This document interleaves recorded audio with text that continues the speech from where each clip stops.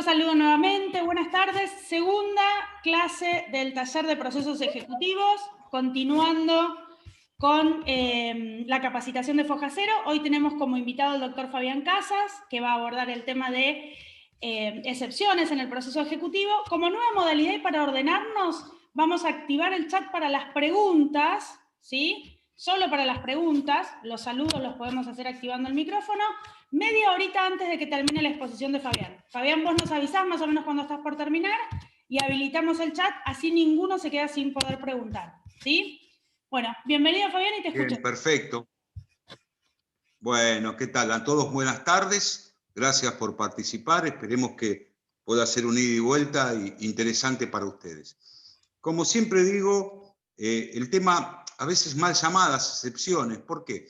Porque como ustedes saben, el proceso ejecutivo, que la semana pasada vieron que la base es el título ejecutivo, es escueto en cuanto a qué, al conocimiento, a la prueba y a la decisión, porque no siempre hace cosa juzgada en sentido material. Siempre, en la mayoría de las veces, el proceso, la sentencia es cosa juzgada en sentido formal. Sería más práctico decir articulaciones, y menos aún defensas.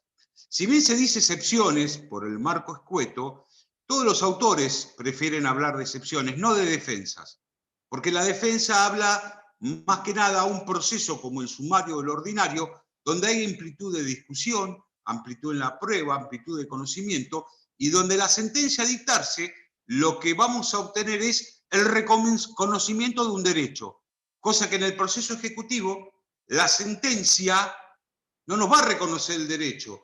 El derecho, en principio, nosotros lo tenemos incorporado cierta o presuntamente en el título ejecutivo. Yo siempre digo también lo siguiente, el orden que da el código es un orden lógico. ¿Por qué? Porque si un cliente me va a ver con un título ejecutivo que le están ejecutando cuando recibe la intimación de pago y embargo, y él me dice, mire, yo acá tengo un recibo, entonces yo digo, bueno, ya, excepción de pago. No. El orden del código es esencial. Porque yo, ¿qué es lo que tengo que advertir? En primer lugar, la primera que indica el 542. El juez que está entendiendo en la causa, ¿resulta juez competente? Y esto es una excepción dilatoria, pero lo tengo que hacer valer en el supuesto caso de que el juez que entienda no sea el juez competente. La segunda excepción que nos aparece es la falta de personería. La ausencia de capacidad civil para estar en juicio o la ausencia en el mandato, la representación que está invocando el letrado o la parte que está interviniendo. Nunca hay que confundirla con la falta de legitimación. ¿Por qué? Porque la falta de legitimación hace al derecho de quien inicia el proceso, acreedor, o del que resulta demandado, deudor, accionado. Entonces, la falta de personalidad enfoca a otra cosa, ausencia de capacidad civil para estar en juicio. Lo está iniciando un menor, o voy contra un menor sin la correspondiente representación que el mismo merece en el proceso. Entonces, en ese caso, va a ser la representación del padre o la madre, o de ambos, ejerciendo la excepción correspondiente. O hay alguna falla, algún error en el mandato que se me otorgó. Después tenemos la de litispendencia, que es, en tal juzgado me están ejecutando por el mismo pagaré, el mismo acreedor, y yo el mismo deudor y el mismo monto. Ahí estoy hablando de litispendencia por identidad. Y después tengo la litispendencia por conexidad. Yo quise pagar los alquileres, el acreedor no aceptó el pago, planteo la consignación y en el caso de la ejecución voy a plantear como excepción la litispendencia por conexidad, no ya por identidad. Y después tengo la cuarta, que en vez de son las, porque muchos autores dicen, ¿es la misma excepción o son distintas? No, lo que ha pasado es que en el mismo inciso 4 aparece la excepción de falsedad y la de inhabilidad. Son dos excepciones totalmente distintas. Una va a la adulteración material del instrumento, no a la falsedad ideológica. Tendré que andar por otro andarivel si lo que pretendo es atacar la falsedad ideológica. Porque únicamente la excepción de falsedad que enumera el inciso 4 es la adulteración material del instrumento. Y a su vez tengo la inhabilidad de título, que es cuando al título traído por el accionado o no está numerado, o le falta algún recaudo, o no cumple con las prescripciones que ese título, la ley le ha impuesto para la viabilidad ejecutiva. Fíjense que son dos excepciones distintas, inmersas en un solo inciso, pero para que quede claro, son dos excepciones. Un título inhábil no va a ser falso, porque puede ser inhábil, pero no falso. Pero un título falso resulta inhábil. ¿Está? Como quinta, la excepción de prescripción, es decir, por un transcurso del tiempo que yo no ejercí la acción, perdí el derecho a instarlo por la vía ejecutiva. Lo podrá hacer por otra vía, pero ya va a estar distinto, porque yo por otra vía, sumario ordinario, iré a un cobro de pesos, donde tengo que anteponer todo lo que hace el negocio. En el proceso ejecutivo no se discute la causa de la obligación. Acuérdese, el debate es escueto la posibilidad del accionado de articular alguna excepción, y por supuesto la sentencia a dictarse va a ser mandar llevar adelante la ejecución en todo o en parte, o el rechazo de la misma. El pago total y documentado. Y ahí, yo sí, ahí empiezo a ver el recibo que me trajo mi cliente.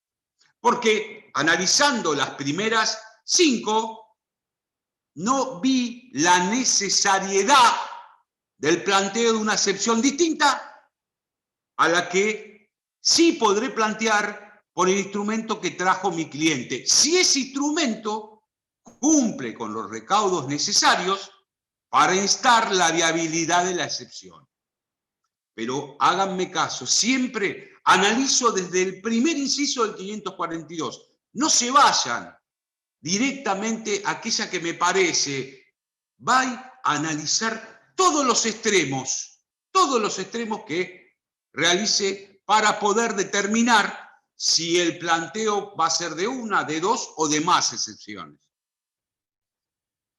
Luego tenemos la compensación del crédito líquido, y esta excepción tiene particularidades que hay que analizar debidamente, y hoy con el tema del Código Civil y Comercial, que me marca algunas cuestiones en cuanto a esta excepción, sobre todo cuando habla de los alquileres y de las expensas, porque me está hablando de una compensación legal, la cual puede llegar a introducirse en el proceso ejecutivo sin que en principio yo pueda oponer, como se decía antiguamente, y no, tiene que ser un título ejecutivo completo, si no, no puedo plantear. Y bueno, y ahí vamos a ver que en la compensación, no solamente con la compensación legal, sino que ha habido otros antecedentes que me permiten determinar que también podrá ser viable la excepción de compensación. Después tengo las del artículo 7, la del artículo 8, perdón, quita, espera, revisión, novación, transacción, conciliación, compromiso, documentados. Acá tengo un primer recaudo que sigue, si bien con todas las excepciones, pero acá donde a partir del pago tiene que ser documentado. Y después podemos explicar, no tengo el documento, pero puedo determinar en la cápite correspondiente de los elementos probatorios ¿Dónde se encuentra? Dando pauta de mi seriedad. Lo que no va a hacer es, yo pagué, pero bueno, no tengo la verdad ningún elemento físico para acreditarlo, porque tenía tanta confianza que le pagué y no me dio recibo. Y bueno, en el proceso ejecutivo no se puede discutir la causa ni abrir la apertura a prueba total. Es una facultad privativa del juez, que gracias a Dios los jueces estamos teniendo consideración. ¿Por qué? Porque hay situaciones en donde necesariamente, con una prueba precisa, idónea y adecuada, yo puedo resolver de manera justa un proceso ejecutivo. ¿Se entendió? Por último, la cosa juzgada. Ahora, no cualquier cosa juzgada, no. Planteo la cosa juzgada por incompetencia, no. Cuando hablo de cosa juzgada es que ya ha sido analizada, acreditada, probada y resuelta. Porque si es la incompetencia o la falta de personería, son excepciones dilatorias. Y acá lo que me requiere es la cosa juzgada, que no puede debatirse más, que ya acaparó la totalidad del conocimiento. Y por ello no me pueden iniciar un nuevo proceso basado en las mismas circunstancias que el que anteriormente quedó cerrado por la excepción de cosa juzgada. Vamos con la primera de las excepciones. Avísenme si voy muy rápido, es extensísimo, pero quiero dar particularidades concretas y después cualquier cosa me hacen las preguntas. La verdad que sí, el tema es extremadamente largo, pero hay cositas importantes que me gustaría en cada una precisar. ¿Qué es la competencia? Y yo lo que voy a decir es que es el ámbito dentro del cual el juez ejerce su jurisdicción. Bárbaro, pero no todos los jueces cuentan con jurisdicción. Lo que no es con competencia, porque está dividida en razón de la materia, en razón del monto, en razón del territorio. En este aspecto, decía Carlo Carli, en la demanda civil, que es un presupuesto necesario para la existencia de la viabilidad de la acción. Por eso yo remarco, chicos, cuando alguien les lleva un planteo y ustedes tienen que presentarse por ellos como accionados, analicen, primer término, si el juez que está entendiendo resulta competente. Eso es fundamental. Claro, ustedes me dicen, ¿y cómo me manejo? Primero y principal depende del título. Porque hay títulos que tienen determinada la competencia y títulos que no. Por ejemplo, el pagaré, yo lo que diría es, ¿lo tengo determinada? No. Distinto sucede con la tarjeta de crédito, por ejemplo. Entonces, ¿qué pasa con el pagaré? Y con el pagaré, yo tengo que decir, en primer lugar, ¿es un pagaré entre particulares? Sí. Bueno, entonces voy a aplicar el artículo 5, que son las reglas de competencia. ¿Por qué? Y porque es una relación entre particulares y por una acción personal. En las acciones personales, cuando sean varios los demandados y trate de obligaciones indivisibles, el del domicilio de cualquiera de ellos. Claro, están ejecutando a 3, pero si ejecutan únicamente al librador, va a ser el lugar del cumplimiento de la obligación. Ahora, ¿por qué hago este hincapié? Porque puede haber pagarés de consumo. Ustedes lo vieron en la charla pasada con Paz. Y acá ha habido antecedentes sobre el tema de la competencia. Y gracias a Dios, la Suprema Corte, en Cuevas con Salcedo, de manera clara y precisa, dice, a partir de elementos prima facie indudables, si se te determina que existe una relación de consumo, el juez competente no va a ser el del cumplimiento de la obligación, sino en donde el deudor tenga su domicilio.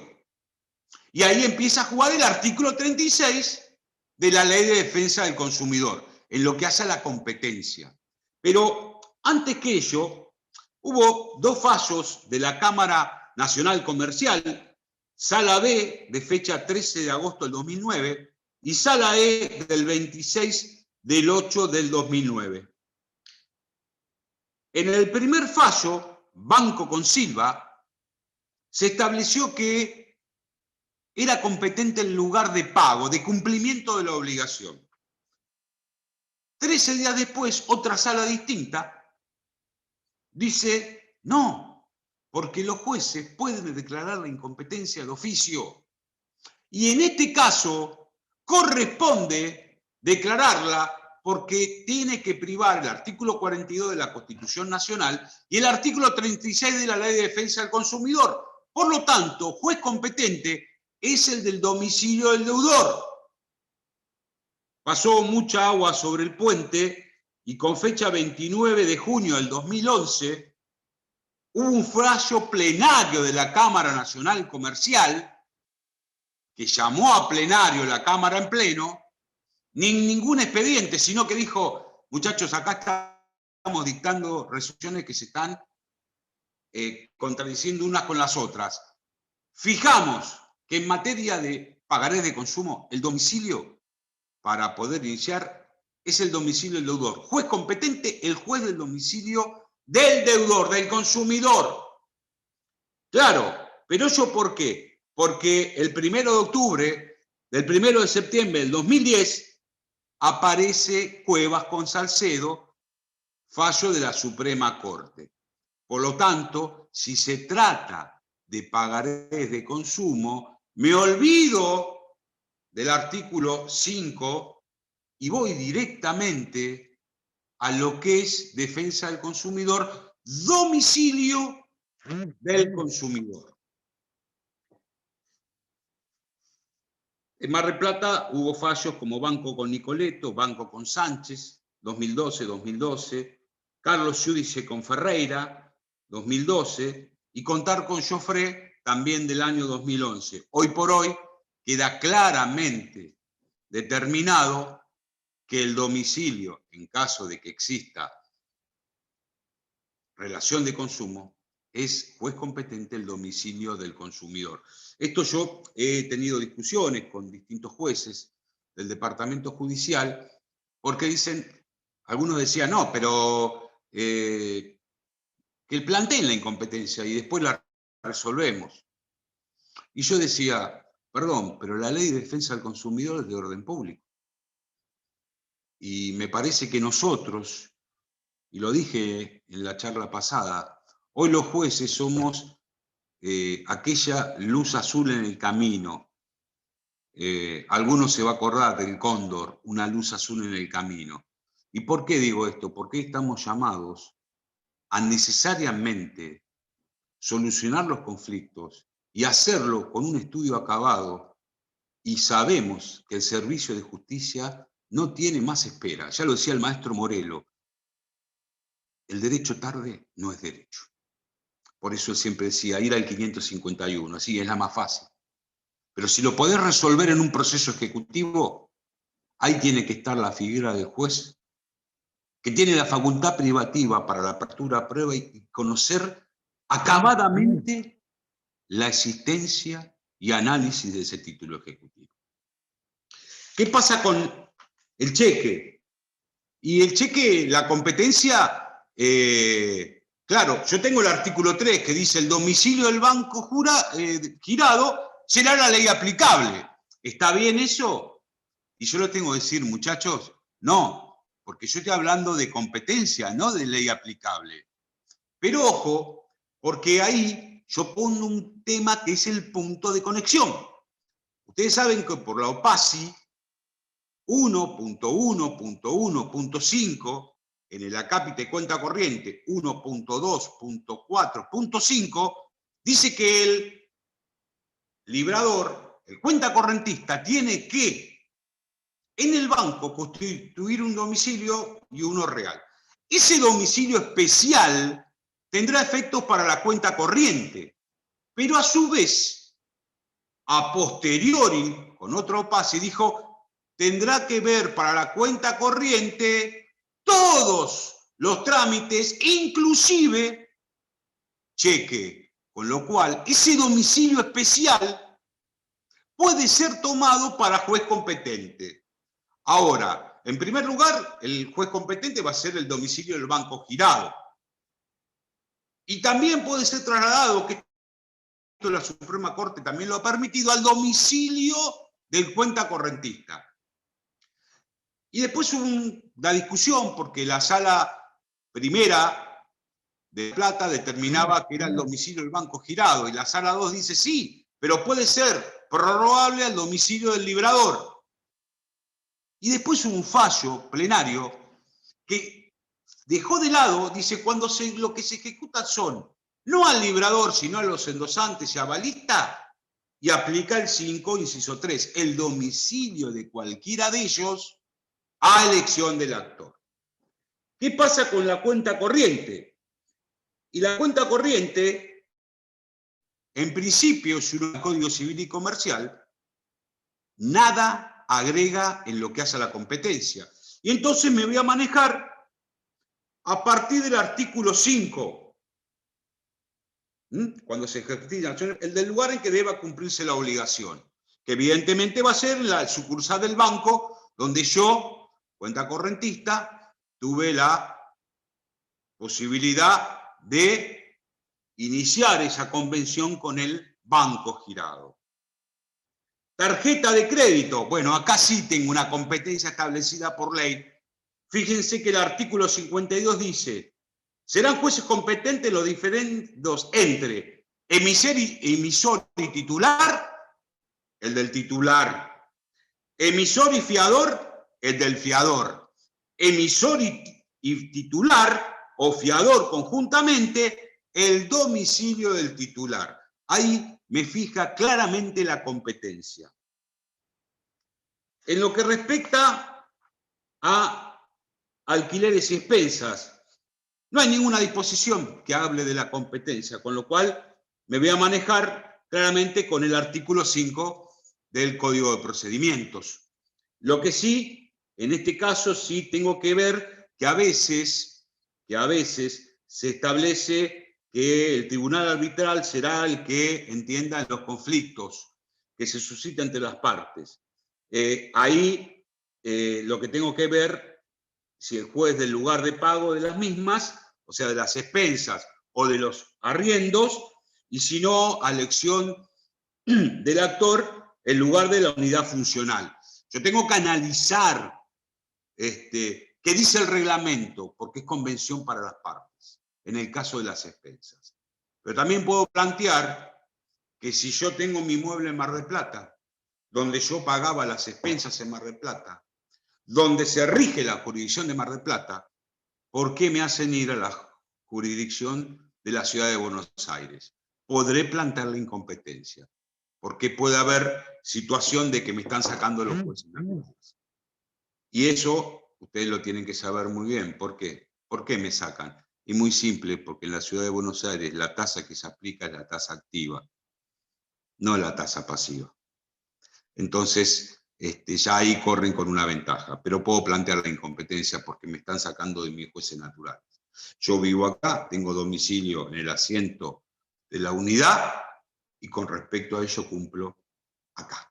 ¿Por qué necesidad? Porque lo dice la Convención de Partes, puedo plantear la excepción de incompetencia. Ahora, si me demandan acá y yo digo, no, un momento, juez competente el de la ciudad de Buenos Aires. Entonces, no habría un lugar. No escucho, Vero, perdón, no escuché. Se le activó a alguien sin querer el audio, Fabi, ya lo silencio. Bueno. Perdón. No, está bien, Vero. Decime si voy muy rápido, Vero, porque son varias excepciones, pero quiero dar cabalmente lo que corresponda en cada una y después me preguntarán. La de falta de personería es la ausencia de capacidad civil para estar en juicio o que esté menoscabado el mandato por el cual intervengo. Yo esto siempre digo en la práctica a todo el mundo, y también lo discutimos muchas veces, que a veces el administrador da un poder a un abogado.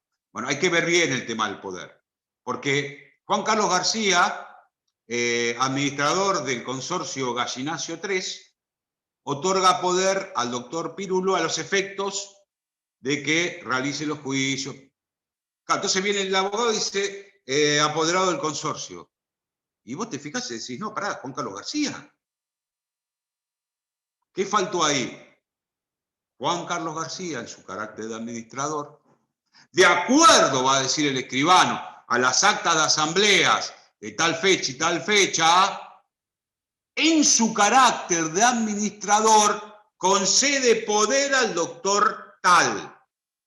Es más, puede decir el escribano que ante él pasaron esos elementos y que en tal carácter está otorgando poder a un letrado a los efectos que realice las gestiones judiciales, extrajudiciales correspondientes, y ahí sí el abogado va a ser apoderado del consorcio. ¿Está? Y si es un administrador y no dio poder, va a tener que acompañar en el expediente que inicie la ejecución los elementos indudables que acrediten su carácter de administrador.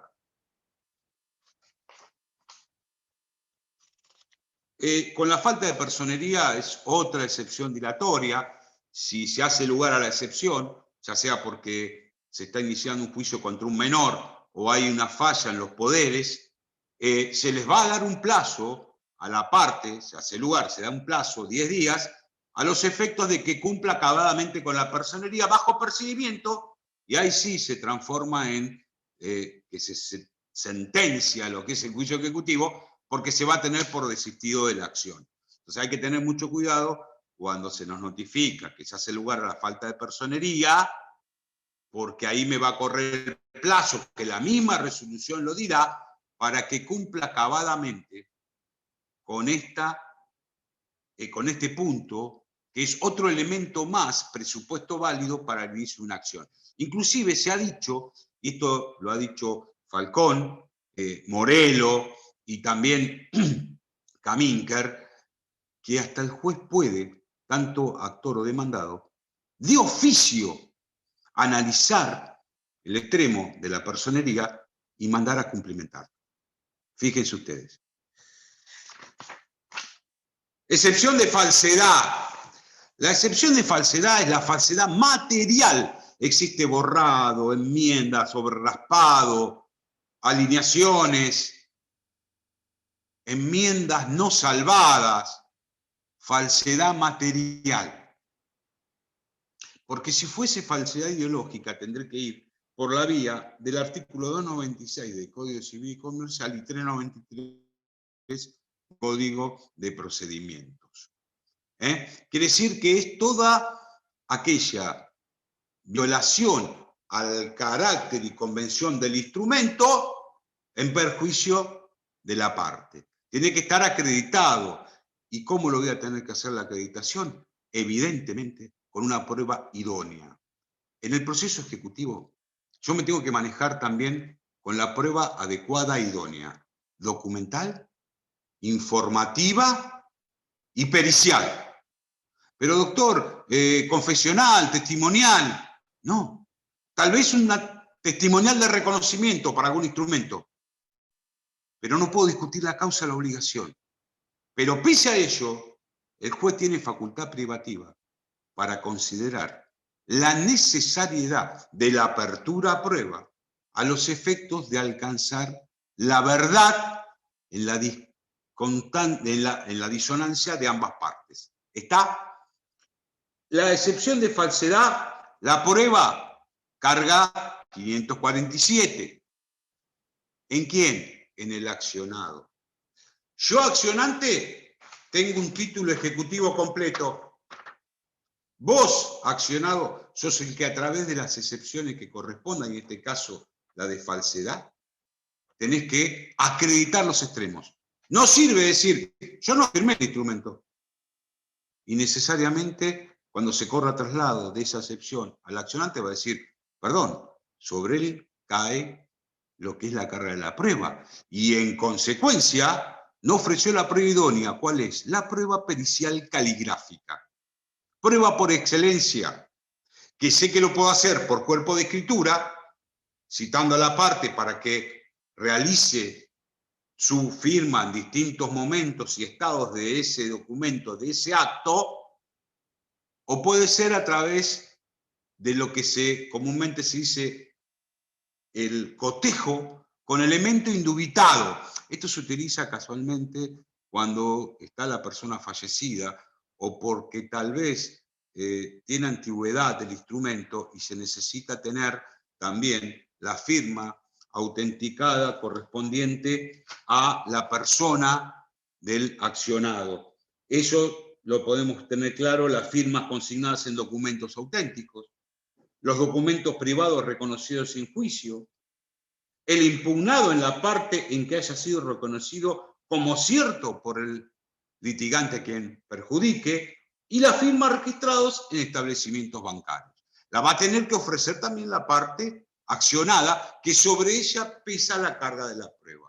Acuérdense, el accionante en un proceso ejecutivo viene transitando con un título ejecutivo completo o incompleto, con la preparación de vía para completar, pero que contiene un derecho.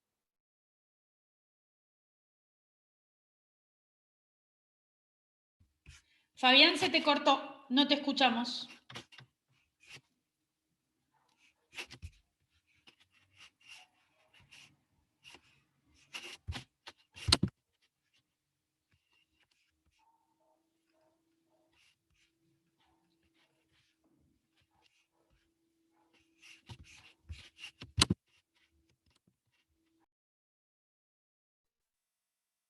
¿Puede plantear la excepción de falsedad? Y uno dice, no, no la puede plantear, porque fíjense lo que dice el 542 del CPC. Claramente indica, si hubiere mediado reconocimiento expreso de la firma, no procederá la excepción de falsedad. Sí, pero acá quiero hacer un paréntesis. Nuestro Código Procesal Civil y Comercial venía muy encaminado a una reforma y lamentablemente quedó en el camino, como todo lo que pasa con lo que es procesal civil y comercial, salvo que se van modificando algunos artículos, pero había una propuesta donde se modificaba. ¿Por qué? Porque fíjense algo, el reconocimiento expreso de la firma me impide plantear la falsedad como excepción. La falsedad de la firma, pero si el instrumento, yo reconozco la firma, pero digo, hubo una manipulación fraudulenta por parte del accionante en la parte de números o de letras, yo tranquilamente puedo plantear la excepción de falsedad del contenido del instrumento. Cosa que claramente el Código Civil, Procesal Civil y Comercial de Nación dice: el reconocimiento expreso de la firma no impide la admisibilidad de la excepción de falsedad fundada en la adulteración del documento. Totalmente distinto, por eso yo siempre recomiendo la lectura del Código Procesal Civil y Comercial de Nación, porque es mucho más extenso, más claro y más preciso. El nuestro parecería que si yo reconocí la firma en la etapa preparatoria, no puedo plantear la excepción de falsedad. No, no vas a poder plantear la excepción de falsedad respecto a la firma, porque ya lo reconociste. Pero sí la vas a poder plantear en cuanto al contenido del instrumento, porque hubo una manipulación fraudulenta por parte del accionante hacia vos, que sos la persona que va dirigida a la acción. ¿Está? ¿Quedó hasta ahí, chicos? Después tengo la excepción, bueno, hubo un fallo de corte que me gustaría ponérselos en lectura, que data del 30 de abril del 96, un recurso de hecho Creditar, Sociedad Anónima contra Carfania, Daniel Omar y otro, donde pese a que se estableció el inicio de una acción de redargución de falsedad, también ahí se incorporó la excepción de falsedad de título, porque él lo que dijo es que desconocía la firma inserta en ese instrumento público. Con lo cual el juez advirtió y después de apelaciones fue a corte y la corte claramente dispuso, la Corte Suprema de Justicia de la Nación, que en ese caso corresponde que el tratamiento, y por una cuestión de hecho y de economía procesal, que sea ahí donde se debata y no que necesariamente tuvo que haber iniciado, planteado la excepción en otro proceso. Entonces, ahí ya quedó claro que por más que es un instrumento público, si se adecúa el tema de que estoy desconociendo la firma, puedo plantear la excepción de falsedad. Admitió que se analice la reducción de falsedad planteada respecto a un instrumento público en el que el ejecutado alegó no haberlo firmado, toda vez que surgía de la petición formulada que la falsedad alegada era de tipo material.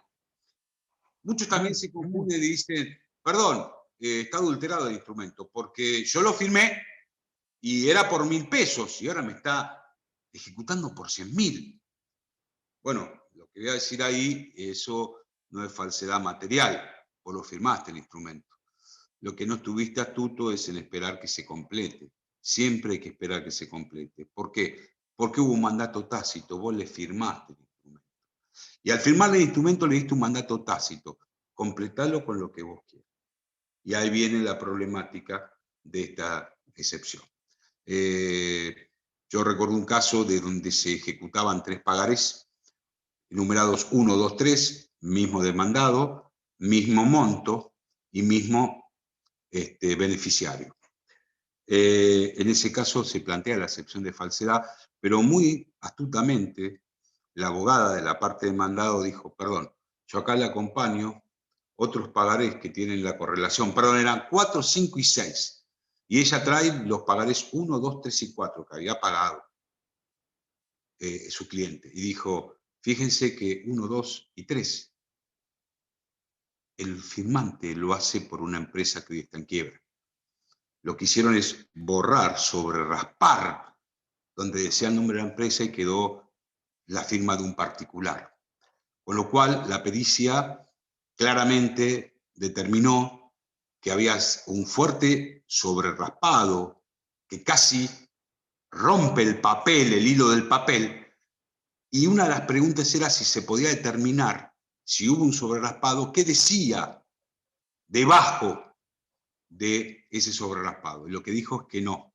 Por lo tanto, el artículo 81 dice que si fue antes o después, se entiende que ha sido después, y con lo cual queda aclarado que quien era legitimado pasivo era la persona jurídica y no la persona que firmaba por la persona jurídica. Se desestimó la acción respecto a la persona física, porque evidentemente a través de la falsedad se quería lograr una legitimación que no correspondía en ese expediente. La excepción de inhabilidad de título, caballito de batalla si lo hay. Muchas veces, hablando de que el derecho tarde no es derecho, si yo planteo la inconstitucionalidad, el abuso de derecho, puede entrar acá. Es decir, acá, ¿en qué se basa la inhabilidad? La inhabilidad es o que le falta algún recaudo, acuérdense que es la obligación de dar sumas de dinero líquidas, fácilmente si exigibles, pero a su vez hacia la legitimación activa y pasiva de la inhabilidad. ¿Qué se dijo en los fallos jurisprudenciales? La falta de legitimación subsume dentro de la inhabilidad de título. Entonces, ahí está. Y otro recaudo más. Aquellos recaudos que un título ejecutivo, además de ser una obligación de dar sumas de dinero líquidas, fácilmente liquidables y exigibles, y que contengan acreedor y deudor, tendrán que respetar lo que la propia ley les determina para que se constituyan en títulos ejecutivos. ¿Está? Yo, por ejemplo, lo que voy a hacer y analizar es la primera cuestión, que es en cuanto a cada uno de los títulos. Yo lo que tengo que tener en claro es, Deuda de dinero. Liquidez. Exacto el monto que se reclama. Exigibilidad, no pendiente ni sujeta a ninguna condición. Y también una posibilidad de estar mejor. Legitimación activa y pasiva. Que sea autosuficiente. Todo lo que está en el título está en el mundo. Lo que no está en el título no está en el mundo. Puedo discutir la causa de la obligación. Vamos a ver que acá puede haber, no discusión de la causa de la obligación, pero sí cuestiones que me conllevan a dictar una sentencia justa. Con lo cual puede ser que la inhabilidad, el título sea hábil, pero el monto a reclamar no sea el que corresponde. ¿Se puede analizar de oficio? Por supuesto que sí. Yo tengo 3 posibilidades para analizar el título ejecutivo. Cuando el juez lo despacha, que dice cuidadosamente analizará el título. Pero ¿saben qué pasa? A veces suele suceder que no se advierte que le falta un recaudo y será al momento de que plantee excepciones el excepcionante el que las ponga de resalto, el juez tenga que resolver. Pero si no sucede eso, al momento de dictar sentencia, el juez cuenta con una oportunidad más. Mira, en el primer despacho se me pasó esto. Y ahora que analizo, pese a que el accionado no planteó excepciones, yo tengo que determinar que ese título no es título ejecutivo, porque no cumple los andariveles que debe cumplir un título ejecutivo. Por lo tanto, ahora, al momento de dictado de sentencia, voy a determinar que ese título ejecutivo no es viable para la vía ejecutiva. Y acá me permito, por eso digo que es largo el tema, vamos a manejar algunos títulos. Por ejemplo, cheque. ¿Y el cheque quién va a ser legitimado activo? Y el beneficiario. ¿Y legitimado pasivo? El firmante o los que siguen la cadena de endosos. Tengo un endoso hoy por hoy. O el avalista. Ahora, si es al portador el cheque, cualquiera que lo tenga el cheque lo puede ejecutar. Hay un viejo fallo, Pitito con Gosache, donde tramitó en el juzgado 9 departamental, todavía en ese momento la doctora Gobi era la jueza, donde se resuelve, Pitito le inicia juicio a Gosache. Y Gosache dice, perdón, yo acá no figuro. Y evidentemente lo que él decía, Pitito, es, no, pero fíjese que acá hay un endoso. Pero ese endoso, que era el cobro, no forma parte de un endoso. Entonces estableció que únicamente podía tener legitimación Pitito si al momento del rechazo bancario el endosante le hubiese, cosa que acá no hubo, suscripto a él ese endoso. O, por instrumento aparte, hacerle la cesión, que importa el endoso. Entonces puedo ahí integrar el título, que es el cheque, yo no aparezco, no, pero podés integrarlo con la cesión que fulano te dio a vos para que vos estés revestido de la condición de legitimado activo. Entonces, si es al portador, cualquiera lo puede ejecutar. Ahora, si es a nombre de persona determinada, quien es y que considera legitimado activo, será el beneficiario, el que aparezca en la cadena, y legitimado pasivo, el firmante, suscriptor, o cualquiera de los que aparezca en la cadena. Ahora, hay que tener mucho cuidado. Supongamos que el cheque, una cosa es la cuenta corriente, otra cosa es la relación del cheque. ¿Por qué? Porque yo puedo decir, mirá, mi hermano y yo tenemos una cuenta corriente. Le digo a mi hermano, firma los cheques vos. Si vos no tenés un peso, ¿qué te van a andar corriendo? Y lo firma él. Claro, cuando va a cobrarlo a quien el beneficiario va a cobrar el cheque, le dicen, perdón, difiere firma con fondos. ¿Por qué difiere firma? Porque lo firmó nada más que Cristian, y tenía que ser firmado por Fabián y Cristian. ¿A quiénes van a ir a cobrar el cheque, el proceso ejecutivo? A Cristian, que lo firmó. Ahora, también está en el juego la contemplatio domini. ¿Qué pasa si gerente y contador de una SRL tiene que firmar ambos el cheque? Y lo firma el contador. Va a decir, falta firma con fondos. ¿A quién van a ejecutar